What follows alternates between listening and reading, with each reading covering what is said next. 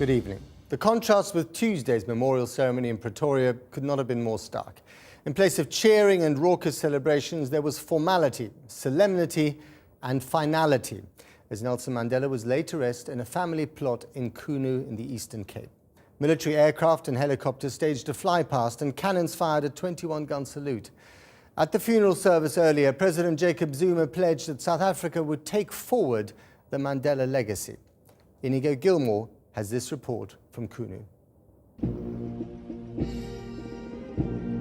In the shadow of the hills where he grew up, a gun carriage carries Nelson Mandela, marking the end of 10 days of national mourning.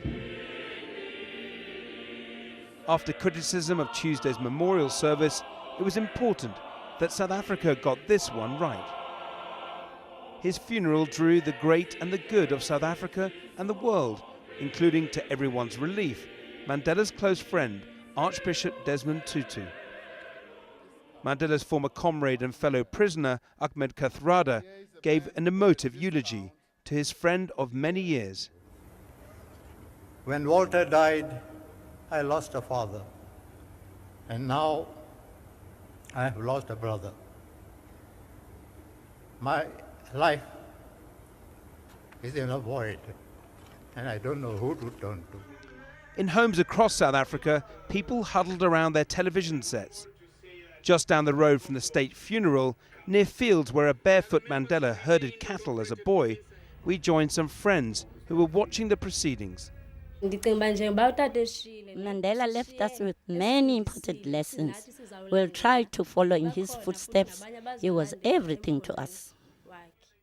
Back at the funeral, it was a message echoed by Mandela's granddaughter Nandi in her own heartfelt tribute. Here lies a world-renowned leader, a son of Africa.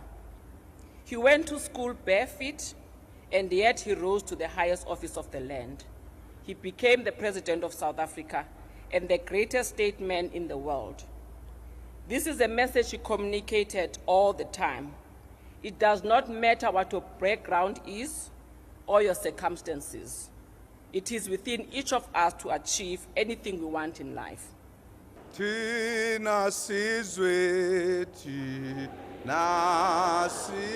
South African President Jacob Zuma led them in song.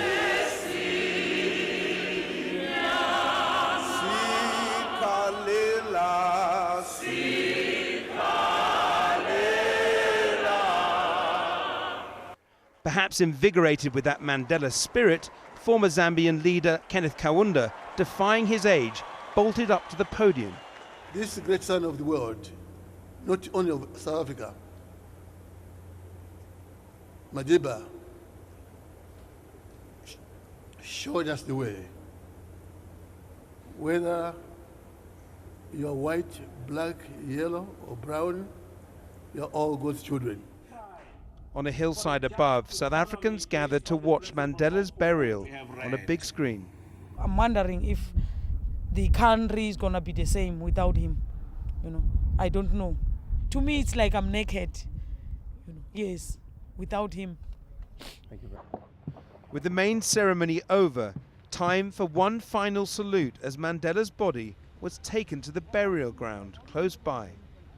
This was a smaller, private ceremony for close family and friends. Rest in peace. Yours was truly a long walk to freedom. And now you have achieved the ultimate freedom in the bosom of your Maker, God Almighty. As he was being buried, a fly passed in his honor.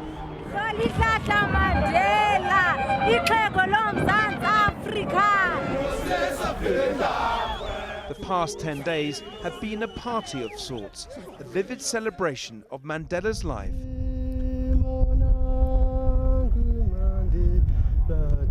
Today, that all ended. The sight of Nelson Mandela finally being laid to rest, unleashing a personal grief for someone they regard as their father.